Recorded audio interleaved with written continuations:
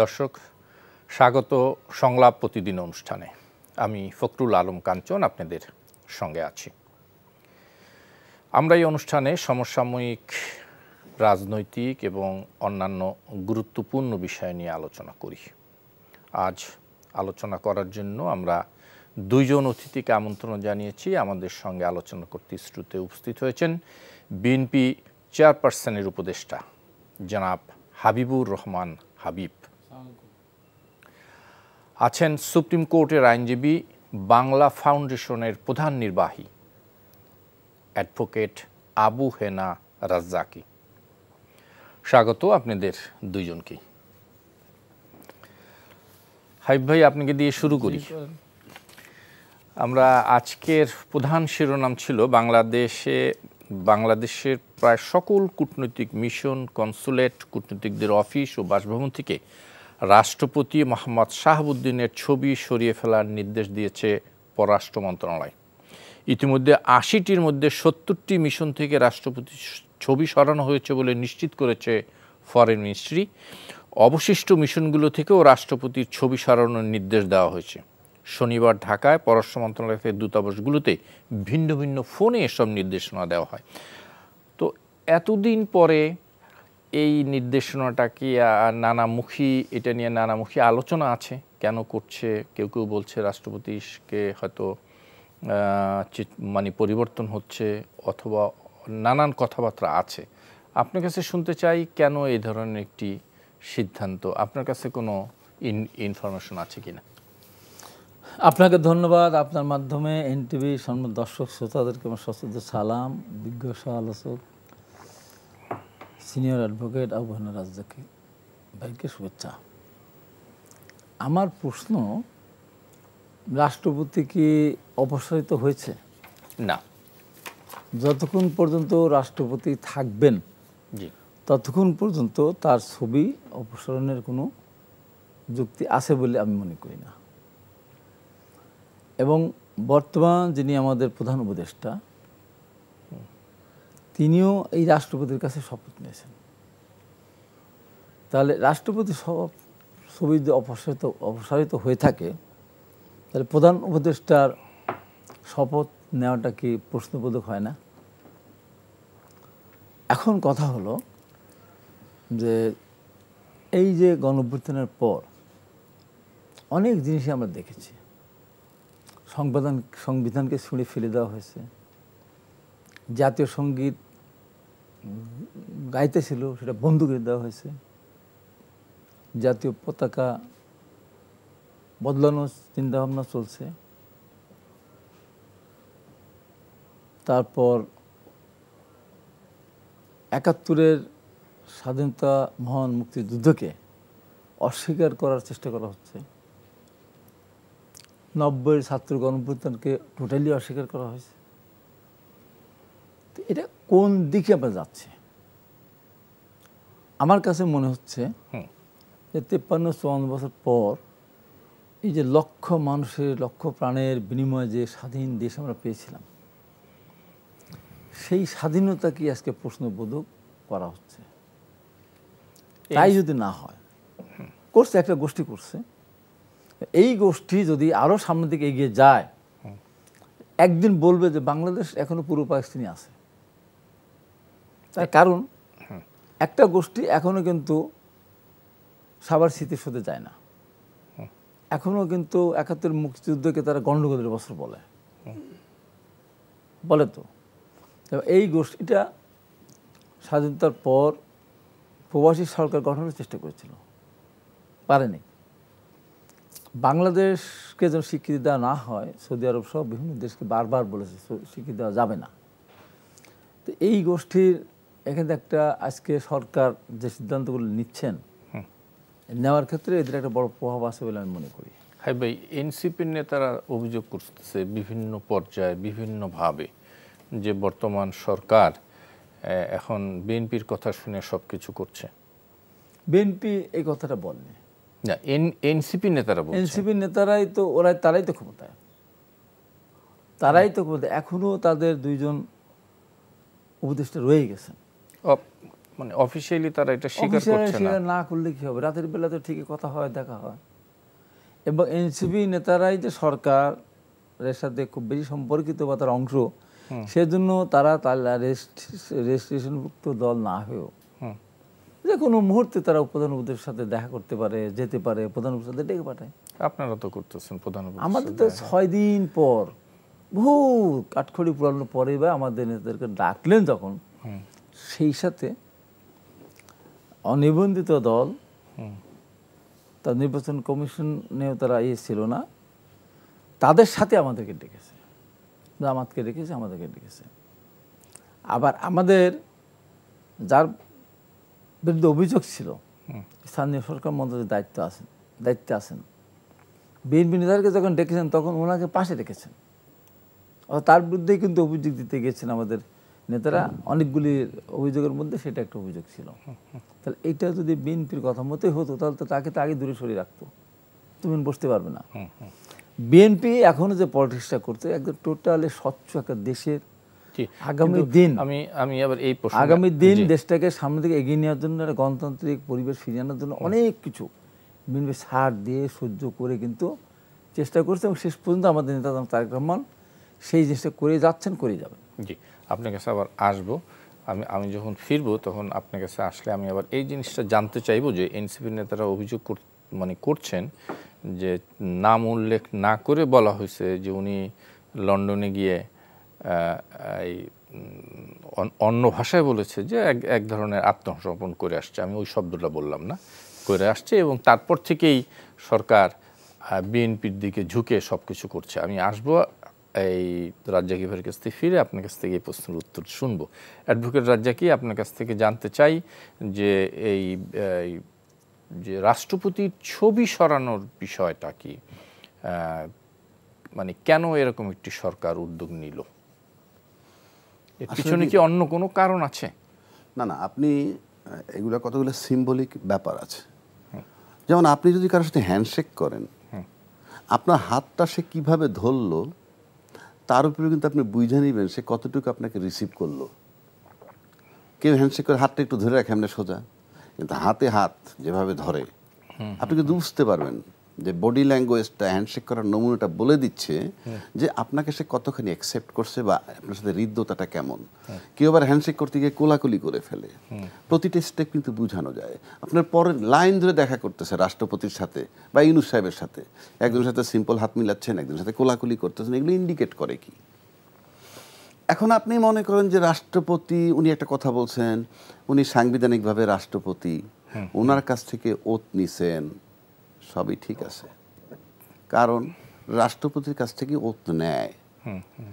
আর আমি কি হিসাবে ওত নিচ্ছি, আমি ওত না নেওয়া পর্যন্ত, ওত নেওয়া মানে আমার অ্যাপয়েন্টমেন্ট কনফার্ম, তো ওত নেওয়ার পর আমি সিদ্ধান্ত নিতে পারি আমি কি করব। ওত না নেওয়ার আগ পর্যন্ত ইউনূস সাহেবই সিম্পল ইউনূস। এখন ইউনূস সাহেব যখন ওত নিছেন, কি হিসাবে ওত নিছেন?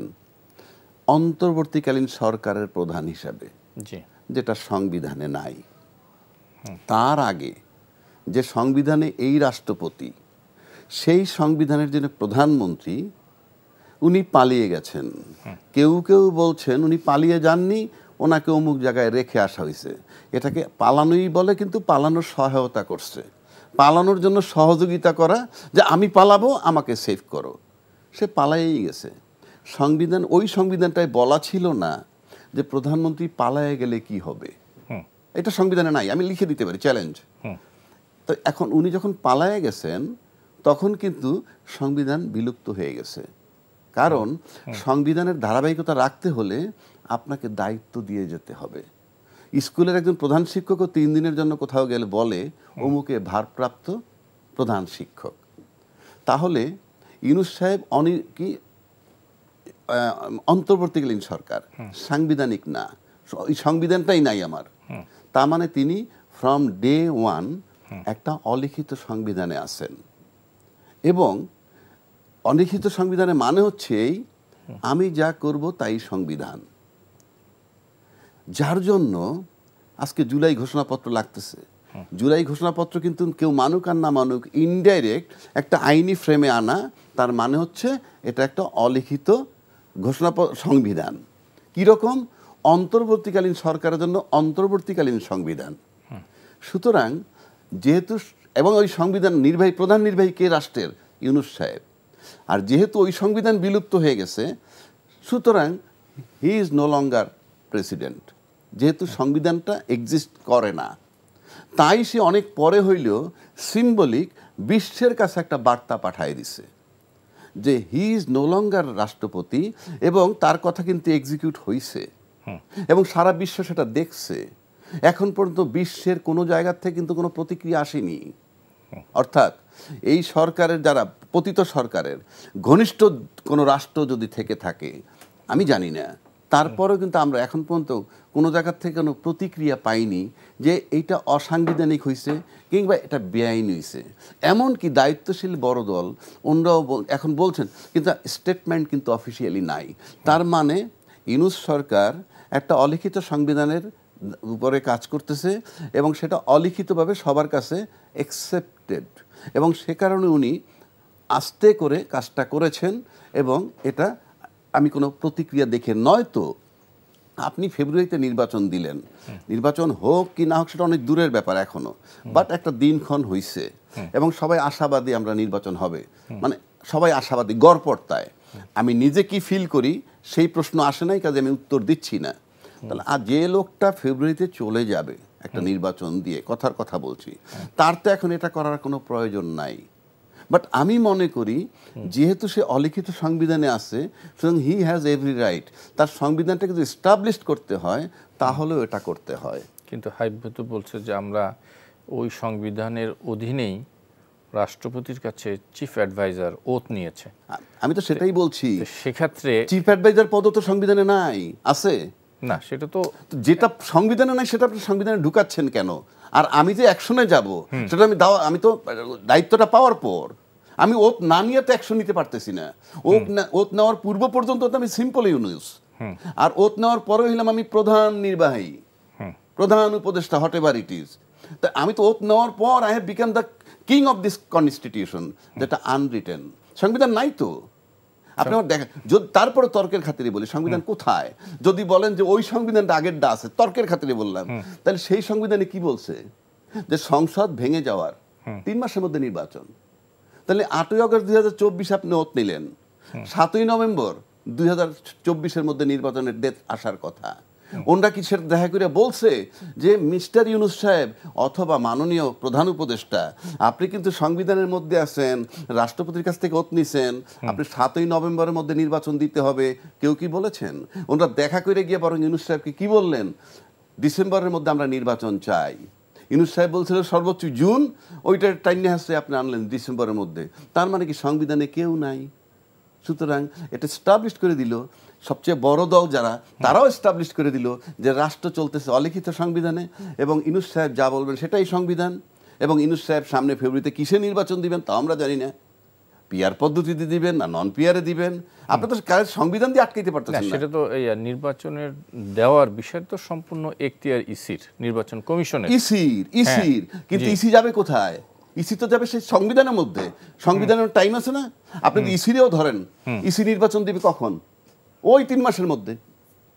তাহলে এই যে 3 মাসের মধ্যে নির্বাচনের সিদ্ধান্ত আসলো না, সে সময় তো নির্বাচন কমিশন নাই, রাষ্ট্র কাঠামো ঠিক নাই, পুলিশ নাই, আইন শৃঙ্খলা রক্ষা নাই, আপনি ওই 3 মাসের মধ্যে কিভাবে নির্বাচন দিবেন?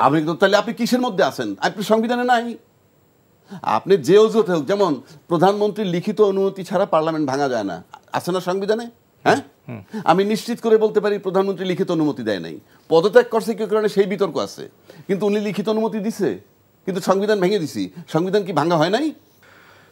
জনাব হাবিবুর রহমান হাবিব, আমরা তো আলোচনা করছিলাম অ্যাডভোকেট আবু হেনা রাজ্জাকি অনেক আইনি জটিল বিষয়গুলো টেনে নিয়ে আসছেন। তো উনি যেটা বলছেন তাতে বলতে চাচ্ছেন যে রাষ্ট্র এখন চলছে অলিখিত সংবিধানে। আপনি কি বলবেন? আমার প্রশ্নটা হলো, 1 বছর পরে হঠাৎ মনে হলো কেন? ঠিক আছে, এটা সবাই কথা, আপনার না, 1 বছর পরে মনে হলো যে রাষ্ট্রপতির ছবি রাখা যাবে না। এটা তো হঠাৎ আমি ইচ্ছা করলাম, ছেলেবেলার যে বালুকাবেলা গেলাম, নাম দেখলাম তোমাকে আমি ভালোবাসি, তোমার জন্য জীবন দেবো, আকাশটা বালু হয় পানিতে ঢেউতে মুছে গেল, না তো পা দিয়ে মুছে দিয়ে আসলে বালু গেল। একে তাই নাকি? রাষ্ট্র তো। এখানে একটা জিনিস আপনাকে বলতেই হবে, আমি বলবোই সেটা, যা সত্য তাই বলতো। দেশটা বানানোর ক্ষেত্রে আমার অবদান আছে, মুক্তিযুদ্ধে যেহেতু গিয়েছি, আন্দোলন সংগ্রামে ছিলাম। পৃথিবীর ইতিহাসে কোন দেখেছেন যে একটা দেশের প্রধান বিচারপতি রাষ্ট্রপতি হওয়ার পর আবার সেই দেশের প্রধান বিচারপতির পদে ফিরে যায়? সেটা তো আপনারা সকল দল মিলে সিদ্ধান্ত নিয়েছিলেন, এই জায়গায় সেজন্য এই জায়গায় আসেন। সেদিন তো আমি ঘটকালি করেছিলাম 2 নেত্রীর সাথেই, লাস্ট পর্যন্ত যিনি রাজি হলেন তারপর হল ঘটনা। শাহাবুদ্দিন সাহেব রাজি হয়েছিলেন, শর্ত দিয়েছিলেন আমাকে প্রধান বিচারপতি পদে ফিরে আসতে দিলেই বা আমি যাব। সব দল ঐক্যমত হয়েছে দিয়েছিল। তো বর্তমান যে পজিশন 5 তারিখে, 6 তারিখে, 7 তারিখে, 8 তারিখে এর মধ্যে দেখলাম, 5 তারিখে দেখলাম আমরা, এই পৃথিবীর ইতিহাসে একটা বিরল ঘটনা। একটা দেশের রাষ্ট্রপতি, প্রধানমন্ত্রী পালিয়ে গেছেন, উনি পদত্যাগপত্র জমা দেননি, দিবে কিভাবে, কার কাছে দিবে? সময় তো নাই ওনার, ওনার জীবন বাঁচানোই তো, জীবন বাঁচে না, হ্যাঁ, তিনি পদত্যাগপত্র দিবেন কিভাবে? কিন্তু সেই দিনে সেই পরিস্থিতি, এই রাষ্ট্রপতি যার ছবি আজকে নামানো হচ্ছে, এই রাষ্ট্রপতি নিজ দায়িত্বে 3 বাহিনী প্রধানকে পিছনে নিয়ে দেশ জাতির স্বার্থে, দেশে যেন বিশৃঙ্খলা সৃষ্টি না হয় সেদিন অসত্য কথা বলেছিলেন যে আমি নিশ্চিত প্রধানমন্ত্রী পদত্যাগ করেছেন, তার পদত্যাগপত্র আমার কাছে আছে। কিন্তু এই যে উনি যে অসত্য কথা বললাম, এইটা আপনি কিভাবে বলছেন? আমি বললাম যে উনি তো পদত্যাগ করেননি, কিন্তু দেশ জাতির প্রয়োজনে এই কথাটা উনি বলেছিলেন সেদিন, যার পরিপ্রেক্ষিতে এই মিথ্যা কথাটা, মিথ্যা মানে অসত্য কথা, এটা মিথ্যা কথা মানে অসত্য কথা বলতে হয়েছে। হ্যাঁ, দেশ জাতি সেদিন যদি এই না পদত্যাগ করেন তাহলে আরো হাঙ্গামা, বিশৃঙ্খলা আরো সৃষ্টি হতে পারত। এবং এর বেশ কিছুদিন, কয়েক মাস পর মতিউর রহমান যখন ওনার কাছে গিয়েছিলেন, যে যখন বললেন যে আমি তো বইটা লিখবো, তো প্রধানমন্ত্রী পদত্যাগপত্রে কী লেখা ছিল, উনি পরিষ্কার করে বলেছেন আমার কাছে দালিলিক কোনো প্রমাণ নেই, উনি তো এটাই বলবেন। 1 মাস পরে মতিউর রহমান এসে বললেন রাষ্ট্রপতি বলেছেন সে প্রধানমন্ত্রী পদত্যাগ করেননি। এখন উনি মনে করেন যে উনি প্রধানমন্ত্রী আছেন।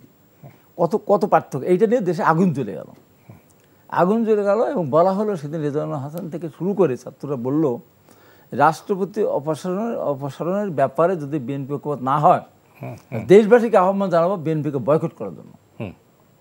আমি সেদিন টকশোতে বলেছিলাম তোমরা কারা, ইতিহাস জানতে হবে। তখন ওই ঘটনা আমি তুলে ধরেছিলাম যে 90 সালে সব দল ঐক্যমত হয়েছিলাম, বিধায়ী রাষ্ট্রপতি হতে রাজি হয়েছেন শাহাবুদ্দিন, পরে ফিরোজ্জামান এটা রাজি হওয়ার পর আজকে সব দল মিলে আমরা আন্দোলন করেছিলাম, সব দলের সম্মতিতেই উনি রাষ্ট্রপতি হয়েছেন, মানে আছেন এখনো। তো এখন সব দল না, অন্য দলগুলো তাকে সরানোর ব্যাপারে প্রায় ঐক্যমত ছিল, ওই মুহূর্তে ছিল না, ওই পদত্যাগ করানোর ক্ষেত্রে দ্বিমত পোষণ করেছে, ওই মুহূর্তে সবাই ছিল, পক্ষে ছিল একদম না, তখন কেউ ওরা প্রশ্নে ওঠায়নি কেউ, সেটা তুলে নাই। কিন্তু পরবর্তী যখন পরবর্তী অনেক পরে সেটা কখন আসলো, এটা চলছে, এটা যখন মতিউর রহমান দেশে 1 মাস পর যখন বোম ফাটালো, অসত্য তথ্যটা দিল, তখনই এই ঘটনাটা সামনে চলে এসেছিল। পরবর্তী সময় দেখ বিএনপি বলেছে না, এটা সাংবিধানিক সংকট সৃষ্টি হবে, যে কারণে আমরা ওটা রাজি হইনি, দেখ পরবর্তী চলতেছিল। এখন দেখেন সংবিধানে অস্থায়ী রাষ্ট্রপতির পদ কোনদিন ছিল না। দেশের প্রয়োজনে, জাতির প্রয়োজনে রাষ্ট্রপতি এরশাদ পদত্যাগ করলেন, অস্থায়ী রাষ্ট্রপতি হলেন কে? মওদুদ আহমেদ। মওদুদ আহমেদ পদত্যাগ করলেন, তার স্থলাভিষিক্ত হলেন শাহাবুদ্দিন। দেশ জাতির প্রয়োজনে বারে বারে বিভিন্ন দেশে এটা হয়েছে, আমাদের দেশে বারবার হয়েছে।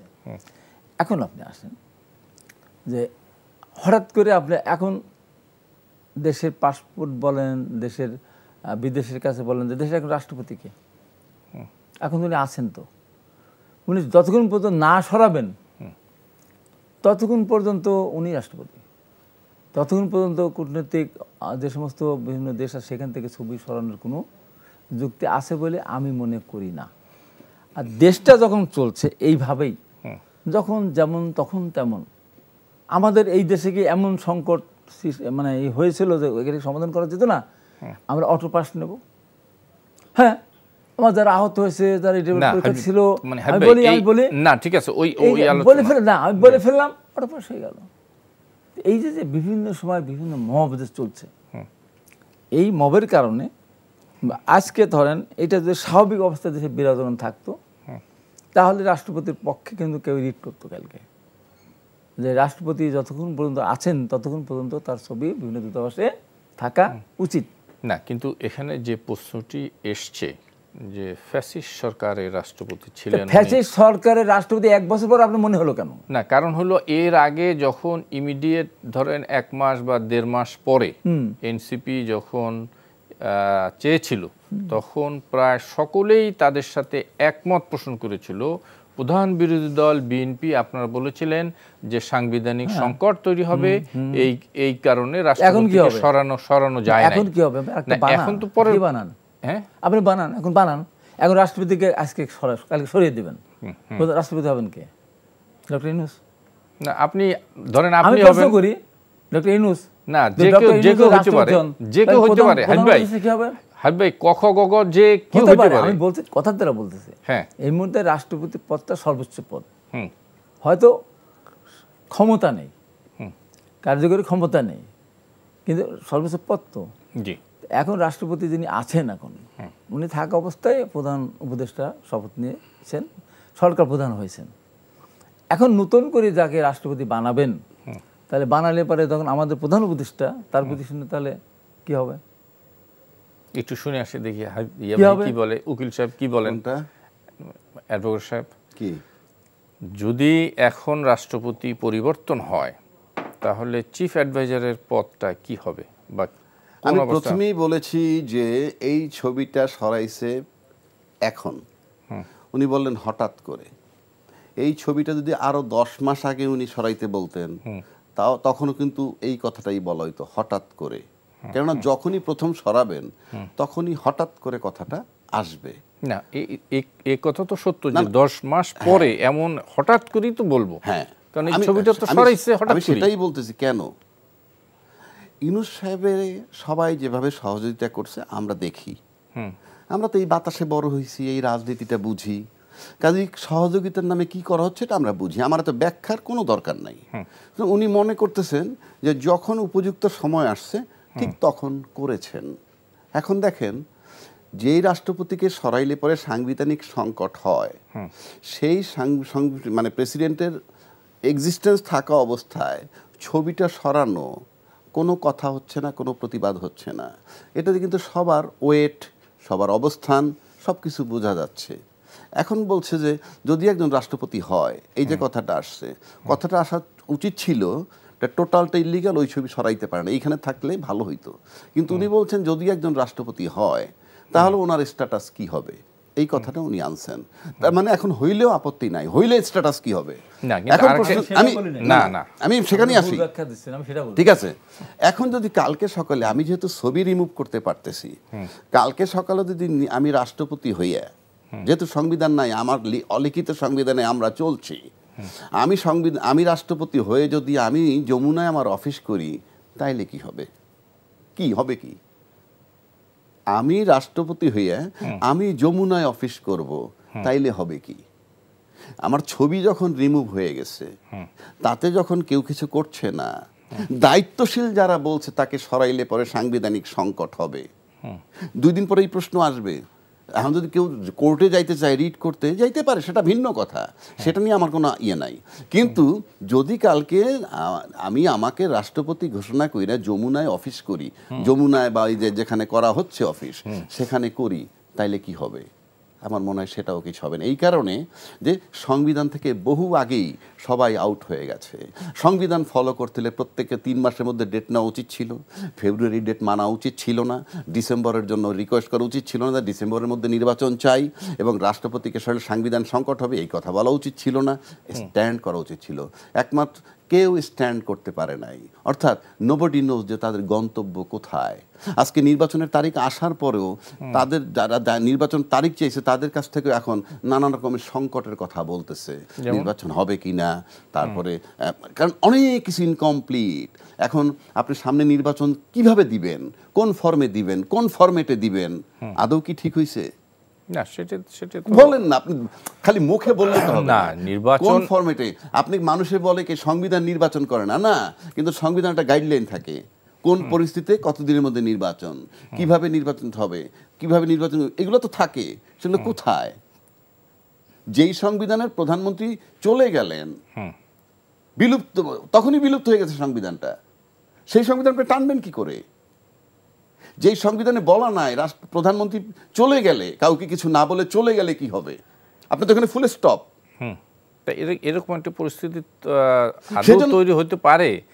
এইটা তো আসলে যারা সংবিধান তৈরি করেছিলেন তারা তো আসলে বুঝতে পারেন নাই যে এরকম অবস্থা। সেজন্য কথা হলো যে আপনি যত বড় কবি, বিজ্ঞানী, সায়েন্টিস্ট, যা কিছু হন না কেন, পরবর্তী মুহূর্ত আপনার জীবনের জন্য কি আসতেছে আপনি তা জানেন না। সিচুয়েশন বলে দিচ্ছে কি করতে হবে। বর্তমান সিচুয়েশনে আমি আবারও বলছি, ইউনূস সাহেব অলিখিত সংবিধানের মধ্যে আছে, অলিখিত সংবিধান মোতাবেকই ফেব্রুয়ারি তারিখ দিচ্ছেন, নাইলে তাকে নভেম্বর 7-এর মধ্যে নির্বাচন করতে হইতো, ওই সময়ের মধ্যেই কমিশন বানাইতে হতো, সব কিছু ওই সময়ের মধ্যে করতে হইতো। এবং সবচেয়ে দায়িত্বশীল রাজনীতিবিদ যারা, তারাও সেই সংবিধানের ভিতরে থাকতে পারেননি, তারাই গিয়ে প্রথম তারিখ বলছেন আমরা ডিসেম্বরের মধ্যে নির্বাচন চাই। বিষয়টা তো পরিষ্কার। ভাই একটু শুনি, জি প্লিজ। উনি তো অ্যাডভোকেট, জি, নাম করে অ্যাডভোকেট। পড়তে গেছিলাম অনেক রকমের আগের তলা পিষ্ট হয়ে জোড়া হয়েছিল, আর লেখাপড়া শেষ করতে পারেনি। পরবর্তী সময় তরিকুল ভাইয়ের কথা শুনে উনি রাগ করবেন না, কারোর দিকে যায়নি। এই সালা উকিলেরা, সালা তোরা মরার পর কাক হয়ে জন্মাবি। আপনি কি আমার অপমান করতেছেন? উকিল হলে দিনের বেলা একজন মার্ডার করছে, বলছে মার্ডার করে নেই, একজন মার্ডার করে মার্ডার করেছে, দিতে হয়তো তাদের, এজন্য পরের দিকে যায়নি। আচ্ছা যাক, ঠিক আছে। এখন আমি বলি, এখনো সময় আছে না, আমাকে বেশ আমলা পরে বলছে, আমি ওই মামলা যখন করতে গেলাম 18 সাল নির্বাচন পর, ডেকে বলে হবে তুমি পরীক্ষা টরীক্ষা দাও, দেখে দিয়ে না দিতে হবে। তারপর উনি মারা গেছেন, ওই বেঁচে থাকলে হয়তো আমাকে পড়তে হতো। এখন বলি যে এই বাংলাদেশে মনে হয় একটা জিনিস বুঝতে হবে যে তত্ত্বাবধায়ক সরকারের যে বিধান, সে সংসদ দ্বারা পাশ হয়েছিল পরিষ্কার। সংসদে এটা তো পরে হয়েছে হাবিব ভাই, তখন তার হয় নাই না। কেন? ওইটাতে ছিল অস্থায়ী সরকার, শাহাবুদ্দিন সব দলের মতামত নিয়ে। বললাম না, সংবিধান তো সব দলের মতামত নিয়েই তো, বললাম তো আগে বলেছি ব্যাখ্যা। আর পরের ব্যাখ্যা যেটা বলতে 3 মাসের কথা বারবার যেহেতু বলছেন, সেই জন্য বলছি না, সংবিধান তো তত্ত্বাবধায়ক সরকারের বিধান পাশ করা হয়েছিল সংসদে। ম্যাডাম খালেদা জিয়া ওই নির্বাচনটা করেছিলেন তত্ত্বাবধায়ক বিধান পাশ করার জন্যই, যেটা ঐতিহাসিক একটা সিদ্ধান্ত তার। এরপরে যখন 111 হয়ে গেল, তখন কোনো নির্দিষ্ট কোনো সীমারেখা তাদের ছিল না, তাদের কার্যক্রমও খুব নির্দিষ্ট ছিল না। আর তত্ত্বাবধায়ক সরকার বিধান যখন সংসদে পাশ করা হয়েছিল, তাদের কার্যক্রম নির্দিষ্ট করা ছিল, এই কাজগুলি তারা করবেন এবং তারা একটা নির্বাচন অনুষ্ঠিত করবে, এইটা তাদের প্রধান কাজ, এবং 3 মাসের মধ্যে তাদের করতে হবে। 111 সরকার কিন্তু 3 মাসের কাছে এসে ওই সরকার চলে গেল। আরেকটা সরকার হলো সেনা সমর্থিত সরকার, ওইটা আমি তত্ত্বাবধায়ক সরকার বলি না, ওইটা সেনা সমর্থিত সরকার ছিল, অসাংবিধানিক একটা সরকার। এখন যেটা আছে, এটা গণঅভ্যুত্থানের পরবর্তী সময় যেহেতু সরকার, অর্থাৎ সেই সরকারের কাছে 3 মাসের মধ্যেই আপনার নির্বাচন চাইতে হবে, এই বাধ্যবাধকতা ছিল না। কারণ এটা তো সংসদের পাশকৃত না, এটা গণঅভ্যুত্থানের মাধ্যমে এসেছে। এবং এখানে একটা জিনিস দেখতে হবে, এই অন্তর্বর্তীকালীন সরকারের কিন্তু কোনো মেয়াদ নেই। 6 মাস না 1 বছর না 5 বছর, কোনোটাই না। যত দ্রুত সম্ভব, তাই নাই তো, যত দ্রুত সম্ভব তারা কিছু কিছু সংস্কার করে, যেহেতু একটা ঘটনা ঘটে গেছে, গণঅভ্যুত্থান হয়েছে, সেই কারণে তাদের কার্যক্রমের মধ্যে কিছু কিছু সংস্কার করার অধিকার তাদের জনগণ দ্বারা পেয়ে গেছে, সেই জন্য তারা এই কাজগুলি করছে। এখন আপনি আসেন যে বর্তমান যে সিচুয়েশন, এই সিচুয়েশনের মধ্য দিয়ে যদি আমরা এগিয়ে যেতে থাকি, তাহলে যে কালকে যখন প্রস্তুতি উঠবেই, আমি যেটা বললাম, আর উনি যেটা বললেন রিট করবে, এখন ওনার রাষ্ট্রপতির পক্ষে এখন রিট করার মতো সুযোগ নাই। কেন? কোনো আইনজীবী বর্তমান আওয়ামী লীগের পক্ষে মামলা পরিচালনা করতেই অনেকেই চাচ্ছেন না। আর এই মুহূর্তে রাষ্ট্রপতি পদের মতো একটা জায়গায় তার ছবি কেন অপসারণ করা হয়েছে এই ব্যাখ্যা চাওয়ার মতো কোনো বাস্তব অবস্থা আসলে নাই। এখন নেই কোনো অ্যাডভোকেসি যত সাহসী হোক। মানে কাদের নাই? আওয়ামী লীগের যে কোনো না না আওয়ামী লীগের আওয়ামী লীগের অ্যাডভোকেট, অন্য অ্যাডভোকেট তো যাবে না। কেন যাবে না? একটা এত বড় অনিয়ম যাবে না তো। কেন? ওই যে মব জাস্টিস, মব জাস্টিস যে যাবে তাকে যা ধরবে। তাহলে ইনু সাহেবকে কেউ ধরছে বা অন্য করে ধরছে? ইনু সাহেবকে ধরতে না, এখন এই না আমি বলি এই মবটা তো ইনু সাহেবের হাবিব পক্ষে। ভাই আপনার কাছে আমি শিখতে চাই, আপনি একটা সিনিয়র লোক, এই ছবিটা সরানো আপনি বলছেন বেআইনি, আর আমি বলছি আইনি। আমি বলছি আইনি কেন? সংবিধান অলিখিত, সংবিধানে চলছে দেশ। এতদিন কেন না? না তাই সেইটা তো আপনি ইচ্ছা করলে আওয়ামী লীগের লয়ার যেতে হবে কেন? এত হতে পারে না তো। আওয়ামী লীগের লয়ার যেতে হবে কেন? আপনার লয়ার আমি আপনাকে বলি যে শক্ত কথা বাংলাদেশে অনেকে বলে না। আমি যেহেতু আগাগোড়াই বলে আসছি, আমার কথাটা ভিন্ন। 15 আগস্ট গেল না, একদিকে ম্যাডাম খালেদা জন্মদিন, আর দিয়ে 15 আগস্টের সেই ট্র্যাজিক ডে। এই কথাটা, এই যে 15 আগস্ট কেউ বলার সাহস পেয়েছে? কেউ বলার সাহস পেয়েছে? একজন মুসলমান হিসাবে তার পরিবারের অধিকার আছে, তার জন্য দোয়া মাহফিল করা, আল্লাহর কাছে প্রার্থনা করা ওদের নাই? রাষ্ট্রপতি ছিলেন যিনি, উনার ব্যাপারটা বাদ দেন। তারপরে শেখ রাসেল, শেখ কামাল জামানের ওয়াইফ, আপনার শেখ মুনির ওয়াইফ, অন্তঃসত্ত্বা স্ত্রী, তাদের কি অপরাধ ছিল? হ্যাঁ, তাদের আত্মীয়স্বজনকে তার ওই দিনের জন্য তারাকে মুনাজাত করতে পারবেন না, আল্লাহর কাছে প্রার্থনা করতে পারবেন না? সেটা আমার বাহাদের অধিকার কি আমার আছে? যেমন শহীদ রাষ্ট্রপতির শাহাদত বার্ষিকীতে মিলাদ করতে গিয়ে, আলোচনা সভা করতে গিয়ে আওয়ামী লীগ ভেঙে দিয়েছিল, অন্যায় করেছিল, আমরা প্রতিবাদ করেছি, তারপর আমরা করেছি, ভেঙে দিয়েছি, আবার করেছি। তো ওইটা তো অন্যায় ছিল। এখন যেটা হচ্ছে সেটা তো এটাও ঠিক না। একজন মুসলমান হিসেবে মুসলমানের দোয়া করতে দেবে না, এই কথা কি বলবে এখন বাংলাদেশে? আপনি তো জানাজাও পড়তে দেন নাই, এমন ঘটনা আছে। গত সরকারের সময় অনেক লোকের জানাজাও পড়তে দেয় নাই, হ্যান্ডকাপ করে ধরে নিয়ে গেছে। যে কারণেই তো আসছে না, তাই বলে তারা যা করছে আমরা তা করবো না। আমাদের কত ছেলেকে মা মারা গেছে, তার ডান্ডা বেড়ি হ্যান্ডকাপ পরানো অবস্থায় তা কি করে, অনেক নির্মম ঘটনা ঘটেছে। যে কারণে আজকে এই পরিণতির শিকার হবে আওয়ামী লীগ চিন্তা করেছে।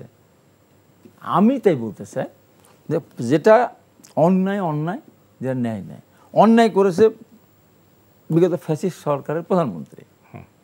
সেই অন্যায়ের কারণে তো বিগত যারা মারা গিয়েছেন তাদের ব্যাপারে তো এইটা তো আসতে পারে না, পারে না? আমি শেষ করে দিই, আসতে পারে না। যেমন শহীদ রাষ্ট্রপতি জিয়া রহমানের ভারতবর্ষে পালন করতে দেয়নি, ম্যাডাম খালেদা জিয়ার জন্মদিন, আমার জন্মদিন 2 দিন। কার জন্মদিন বাংলাদেশে একদিন আছে বলুন তো? 2 একদিন বাদে একটা জন্মদিন থাকে, আর একটা স্কুলে গেলে একটা জন্মদিন লিখে দেয়। সেটা বাংলাদেশের প্রায় প্রতিদিনই সেটা পয়লা জানুয়ারি সবার জন্মদিন। কেউ বলতো এত শিশু বাংলাদেশে 1 জানুয়ারি জন্মগ্রহণ করে।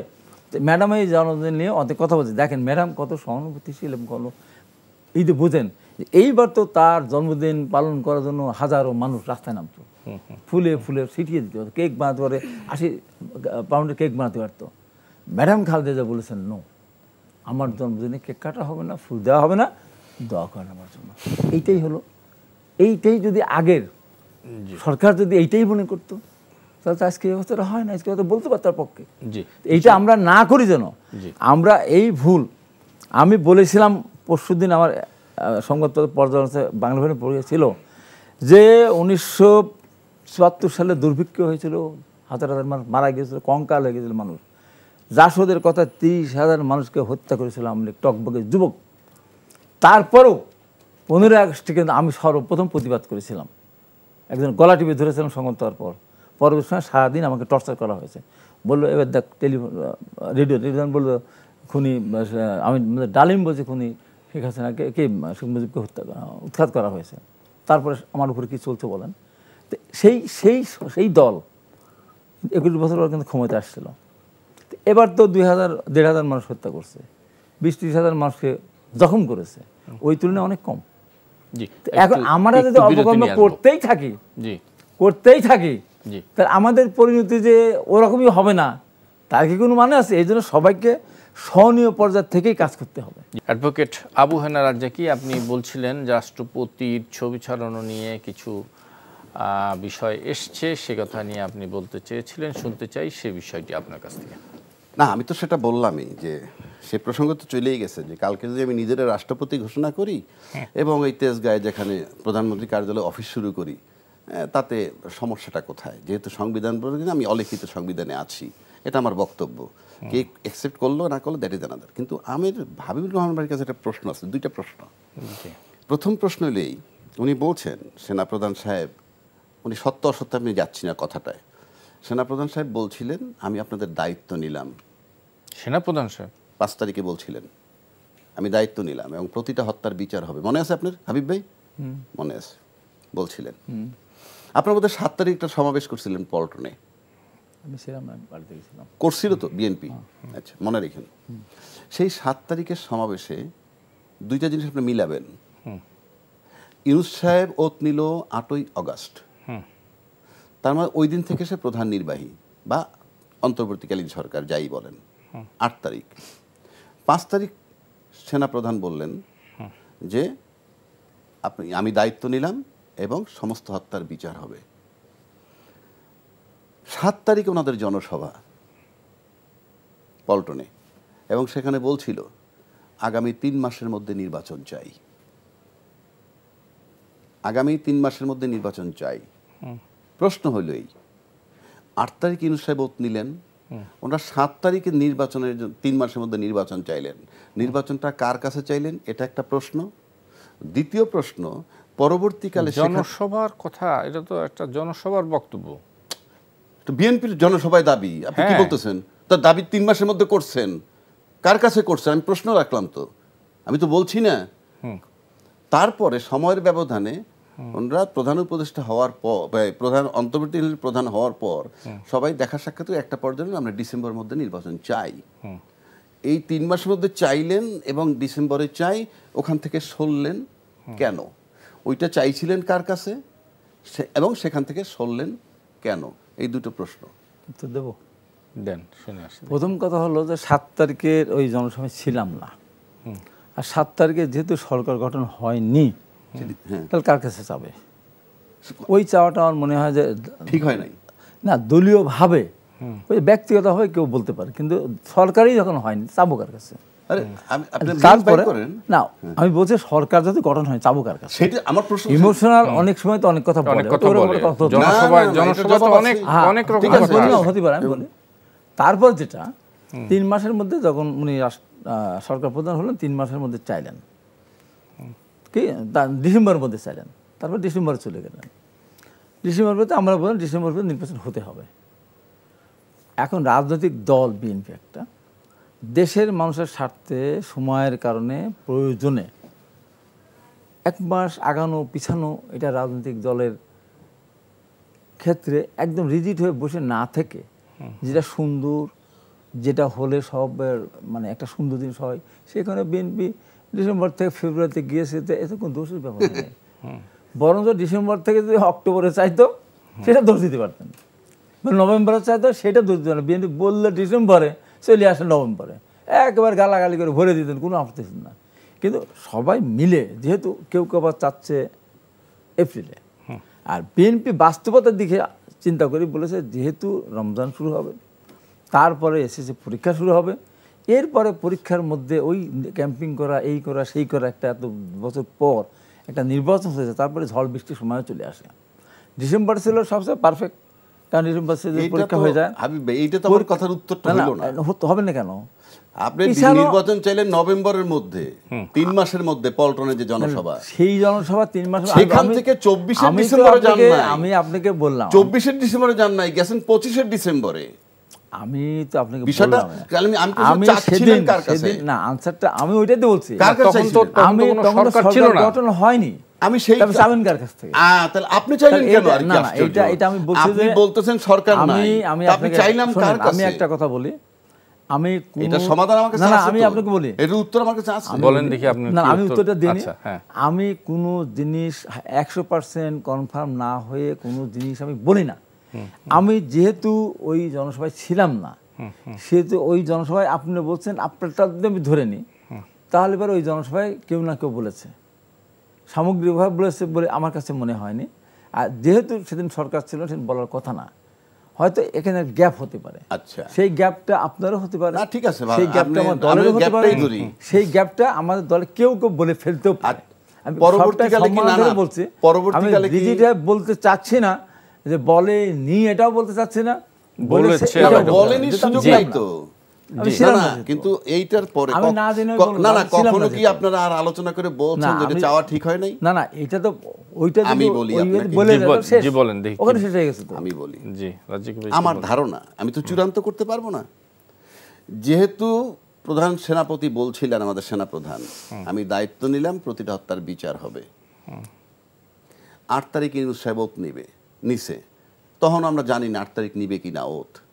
আমার কাছে মনে হয় ওনারা এই দাবিটা, কারণ ওই 5 তারিখ থেকে 8 তারিখ পর্যন্ত আমার কাছে মনে হয় দেশের অলিখিত সরকার প্রধান ছিলেন সেনাপ্রধান, কারণ উনি বলছিলেন আমি দায়িত্ব নিলাম, এবং এটার পরিসমাপ্তি ন্যাচারালি হয় যখন একজন সরকার প্রধান আসেন। সুতরাং তাদের দাবিটা কি, আমার প্রশ্ন সেই সেনাপ্রধানের কাছে ছিল যে 3 মাসের মধ্যে নির্বাচন চাই, 1। 2, যদি আপনি এখন বলেন রাজনীতিতে অনেক কিছু বলতে হয়, নো, ফুল স্টপ, সেই দিন চলে গেছে। এটা আমি দেখছি কমন কথা, রাজনীতিতে শেষ কথা বলতে কিছু নাই। আপনারা মাঠে একটা কথা বলবেন, অফিসিয়ালি ডকুমেন্ট হবে, শেষ কথা বলতে নাই কেন? কেন নাই?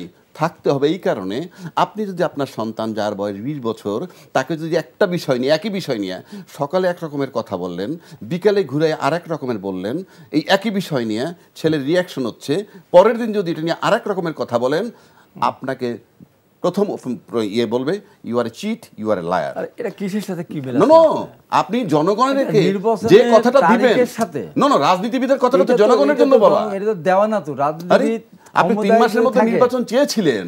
আমি চাওয়ার ব্যাপারটা আমি বলছি যে ওই অনুষ্ঠানে আপনি থাকা না থাকে আপনি জানেন সেটা? আমি জানি না। জানেন না? এতক্ষণ বললেন না না, আমি বললাম তো, বলতেও পারে। আপনি কি জানেন না চাইছে যে? না, এটা আমি জানি না। আমি ঠিক আছে, ওই কথাটা আমি বলছি আমি জানি না, আমার না জানাটা অপরাধ ছিল না, কিন্তু আমি অপরাধ ধরে আমি ছিলাম না। চাইছিলেন কার কাছে? না রাজ্জাক ভাই, আপনি এখন চেয়েছে কিনা, পরে আপনি সরে গেলেন কেন? না, এই কেন বলছি এই কথাটাকে, নো নো নো নো, এটা কেন বলছি? আরে ভাই, এটা কেন বলছি? জি, এটা হলো সংবিধানটা যে অলিখিত, সেটাকে মেনে নেওয়া। অলিখিত সংবিধানে চলছে দেশ, সেটাকে মেনে নিয়ে ফেব্রুয়ারিতে নির্বাচন মেনে নিছে, আর সেটাকে মেনে নিয়ে প্রেসিডেন্টের ছবি সরানো হচ্ছে, আর সেটাকে মেনে নিয়ে কালকে যদি XYZ রাষ্ট্রপতি হয়ে যায়, বঙ্গভবনতে না সরলে আর এক জায়গায় যদি অফিস হয়, সেটাও চলবে। একটু হাতে একেবারেই সময় নেই, ভিন্ন দু একটি প্রসঙ্গ আসতে চাই। কিছু কথা এসছে, বিশেষ করে তরুণ রাজনৈতিক দলের নেতৃবৃন্দ কিছু কথা বলছেন। তারা অভিযোগ করছেন বিএনপির প্রতি যে এখন বিএনপির কথায় সরকার চলছে, এবং আরেকটু আগ বাড়িয়ে একজন রাজনীতিবিদ, এনসিপির এক নেতা বলেছেন যে লন্ডনে গিয়ে সব কিছু দিয়ে এই সরকার করছে। এই অভিযোগে এইগুলি অভিযোগ দেওয়ার কোনো যুক্তি আছে বলে আমি মনে করি না। আর আমি বলি যে ছেলেদের কথাও বলি, মানে এরা নতুন দল, যেমন ধরেন আমার ব্যাপারে একেবারে অসত্য একটা কথা প্রচার করে দিল। কোনটা? আমি ফরিদপুরে আমার দলের মিটিংয়ে ব্যানার টানাম সম্মাননা প্রদান এবং তুমি নির্বাচনকে তার পক্ষে। আমি সেখানে তার আগে একজন স্বতন্ত্র প্রার্থী ধানের ভোট চেয়ে বেড়াচ্ছে, রাজা হাসানুল হক ইসলাম রাজা। আমি বললাম, এই রাজা তুমি ভোট চাও ধানের, ঠিক আছে, দিন শেষে কিন্তু তুহিনের পক্ষে ভোট চাইতে হবে, যে তুহিনকে নির্বাচন করার জন্য আমাদের ভারপ্রাপ্ত চেয়ারম্যান বলে দিয়েছেন আমাকে, আমি যেটা আহ্বান। তো সেটা আমি যখন একটা ঘরোয়া একটা সম্মান অনুষ্ঠান, সেখানে বললাম এত কষ্ট করলাম, এত নির্যাতন করলাম, বাড়ি নাই, ঘর নাই, হাত নাই, পা নাই, মাথা নাই, চোখ নাই, মাছ ধরে নিয়ে গেছে, বাড়ি থাকতে পারে নাই, জন্মহার কমে গেছে বিএনপির এই 15.5 বছরে। আমাদের ছাত্র দলের ছেলেরা, যুব দলের ছেলেরা বিয়ে করতে পারে নাই, যারা বিবাহিত তারা বাড়ি থাকতে পারে নাই। ওই টার্মগুলো 16 বছর, হ্যাঁ, ওই সময়টা। সেই মুহূর্তে এইরকম একটা পরিস্থিতি, অনেকদিন পর নির্বাচন এসেছে। আমরা মনে করি নির্বাচনের মধ্য দিয়ে আমরা দেশের মানুষের সমর্থন নিয়ে আমরা যদি সরকার যেতে পারি, তাহলে আর আমাদের এই পালায় থাকার অবসানটা হবে।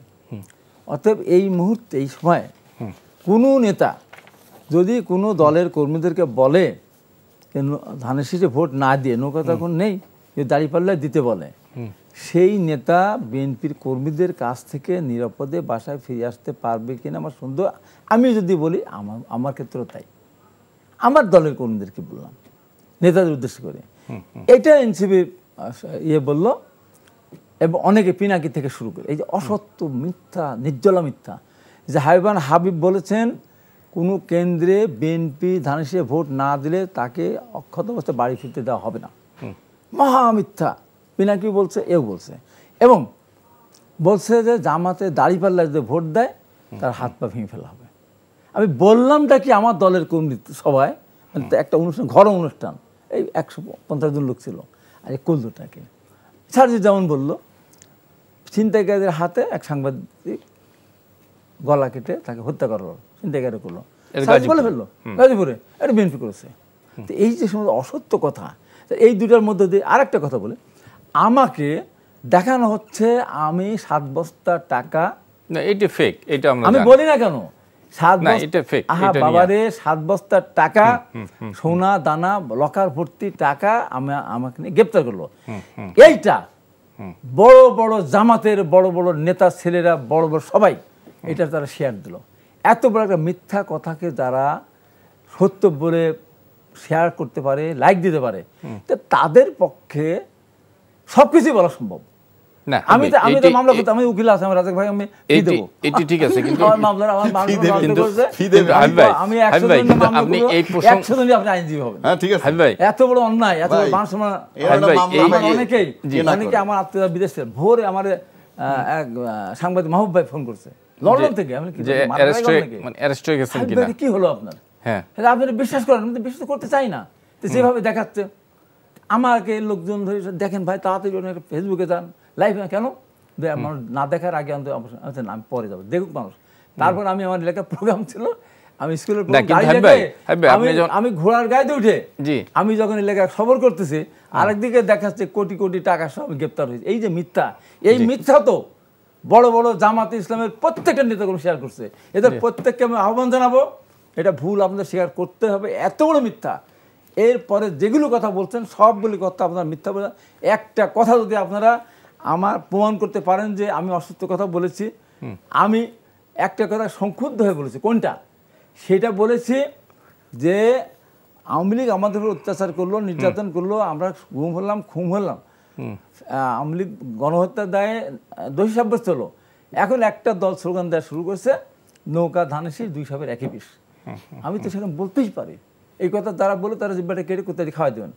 যদি তারা বলে, হাজারো মুখে বলে ধানের শীষ সাপের বিষ, ধানের শীষ সাপের বিষ, ধানের শীষ সাপের বিষ, ধানের শীষ, বলতেই থাকুক, আমি কিচ্ছু বলবো না। আমার এত বেগম খালেদা শাস্তি বিনা কারণে জেল খাটলেন, তারেক রহমান বিনা কারণে, সেটি ঠিক আছে ভাই, কিন্তু কেউ কেউ বলছে যে এই যে আপনি বললেন যে আমি এটা কবে বলছি, জিপ কেটে মানে কুত্তা দিয়ে খাওয়াই দেবেন, সবাই মিলাচ্ছে যে আপনি আওয়ামী লীগের সুরে কথা বলছেন। আমি কে? আমি হাবিব। এই কথাটা বলেছিলাম 1998 সালে শহীদুদ্দিন চৌধুরীকে যখন টিয়ার সেলমার এখনো দাগ বহন করতেছে শহীদুদ্দিন চৌধুরী, সেদিন মেজর রফিক আপনার সেক্টর কমান্ডার বীরুত্তম যখন সংসদে দাঁড়িয়ে সরাসরি বললেন শহীদুদ্দিন চৌধুরী পুলিশকে কাটা রেখে যে গুলিকে উদ্যত হয়েছিল, পুলিশ আত্মরক্ষা টিয়ারশাই নিক্ষেপ করেছিল। আমি পরদিন প্রতিবাদকে বলছিলাম মেজর রফিক জানেন না, ছাত্রদের নিজের এই করা লাগে। আমি এই কথা আওয়ামী লীগ বলতাম, আমি নিন্দা করতাম। জাতীয় পুরস্কার জাতির বিবেক এখানে বললাম, প্রতিবাদ করতাম দেব্য। আপনার মহান জাতীয় সংসদের লক্ষ মানুষের বিনিময় জাতীয় সংসদ সেখানে বলেছেন, এই কারণে আপনার সাজা হওয়া উচিত, আপনার জিব্বাটা কেটে কালো কুত্তা দিয়ে খাওয়া দাওয়া। আরে মেজর রফিক আওয়ামী লীগের স্বরাষ্ট্রমন্ত্রী সেই সময় ভাবি, এখন কাপুর সঙ্গে বল না। এই যে জেলখানা থেকে বের আসার পরে ম্যাডাম খালেদাকে সাজা দিয়েছিল, আমি বলেছিলাম ম্যাডাম পৃথিবীর কোনো অ্যাকশন সাজা দিত না। আমি এসে বললাম, শেষ করি, আমি এসে বললাম, আহমেদ সাহেব আমার ছিল, আমি বললাম আমি জেলখানায় ছিলাম, আমি সলিমুল্লাহ কামালের কাছ থেকে টুকটাক আমি রায় পড়েছি, কোথাও ম্যাডাম খালেদাকে শাস্তি এরকম সুযোগ নেই। তারপর যদি কেউ বলে প্রমাণ করতে পারেন ম্যাডাম খালেদা তুমি টাকা আত্মসাৎ শুরু করেছে, আমার গর্দানটা ওপেন তরবার দিয়ে কেটে নিয়ে যান বা ইলেকট্রিক কয়েদে কেটে নিয়ে যান। তবে আজকে বলছে এখন থেকে যদি কেউ বলে ম্যাডাম খালেদা যে তুমি টাকা আত্মসাৎ করেছে, আমি তার জিব্বাটা কেটে দেবো। এখন আর কেউ বলবে শোনেন না, এখন না, মানে আগে এপ্রিলে বেরিয়ে আসার পরে একদিন পরে আমাদের সাংগঠনিক সম্পাদক এমপি তখন বলছে, আমি যদি বলি আর বলেন না, বলেন না বেগম খালেদা একটা আত্মসাৎ করেছে, সাহস হয়নি আমার সামনে বলা। আওয়ামী লীগের কোনো এমপি কোন নেতা সাহস আর হয় না জেলখান থেকে আসার পরে ম্যাডাম খালেদা এতিমের টাকা আত্মসাৎ করেছে, যেটা প্রতিদিন ওদের বিসমিল্লাহির রহমানির রহিম বলে শুরু করে ওরা শুরুই করে বেগম খালেদা এতিমের টাকা চুরি করেছে, তার কোনো এতিমের টাকা চুরি করেছে। আমি তো সেই ভাবি। জি নিশ্চয়ই। যখন জামাতে আমি বলে যে বিএনপির দিকে আমাদেরকে আঙ্গুল তুললে ডাইন হাতের আঙ্গুল না বাম হাতের আঙ্গুল দিয়ে জিব্বা টেনে ছিঁড়ে ফেলবো। তা আমার অপরাধ যদি 100টা নয়, উনার অপরাধ 1000 টন। জি একেবারে শেষ 30 সেকেন্ডে আপনি ছোট করে একটু বলুন। এই যে রাজনীতিতে যে এক ধরনের আপনি যে প্রসঙ্গটা আনছিলেন সেটা হলো যে হাসনাত আব্দুল্লাহদের একটা কথা যে লন্ডন থেকে এটা কি নিয়ে আসছে ওহি টাইপের কথা ইত্যাদি ইত্যাদি, তার আলোকে ওনার এতগুলা কথা, মানে এগুলো অসত্য কথা হয়। মানে ওনার ভাষায় মনে হচ্ছে হাসনাত যে কথাটা বলছে সেটাও অসত্য, এটা খুব সিরিয়াসলি ধরার কিছু নাই। অসত্য বলে নাই, অসত্য কথা বলে তারা, অসত্য কথা বলে, সুতরাং এটা অসত্য হতে পারে। প্রশ্ন হচ্ছে এই ধরনের প্রত্যেকেই শালীনভাবে সুন্দরভাবে কথা বলা উচিত। তবে আমি আবারও বলছি যে আমার কাছে মনে হয় ইউনূস সাহেব অলিখিত সংবিধানে চলছে এবং সেভাবেই চলবে। তবে ওনাদের নৈতিক দায়িত্ব, আমি মনে করি নৈতিক দায়িত্ব, আমি আগেও বলি আজকেও বলে যাচ্ছি, এনসিপি আর বিএনপি মিলে একটা রাজনৈতিক স্টেক হোল্ডার হতে হবে, সেনাবাহিনীকে একটা স্টেক হোল্ডার এবং সরকার একটা স্টেক হোল্ডার। 3 জন ঐক্যমত্যে আইসা এই সংস্কার যে আলোচনা হয়েছে যে কিচ্ছু হবে না, এই 3টে স্টেক হোল্ডার ঐক্যমত্যে আইসা একটা নির্বাচন যদি আদায় করে নিতে পারে শেষ করতে হবে। সেটাই হবে, হত্যা বিচার হবে, সেনাবাহিনী ওইটাই, সেনাপ্রধান ওইটাই বলেছে। অ্যাডভোকেট আবু হেনা রাজ্জাকি এবং জনাব হাবিবুর রহমান হাবিব, আপনাদের দুজনকে অনেক অনেক ধন্যবাদ। দর্শক আপনাদেরকে ধন্যবাদ যারা এতক্ষণ আমাদের সঙ্গে ছিলেন। আগামী অনুষ্ঠানে আবার দেখা হবে। শুভ সন্ধ্যা।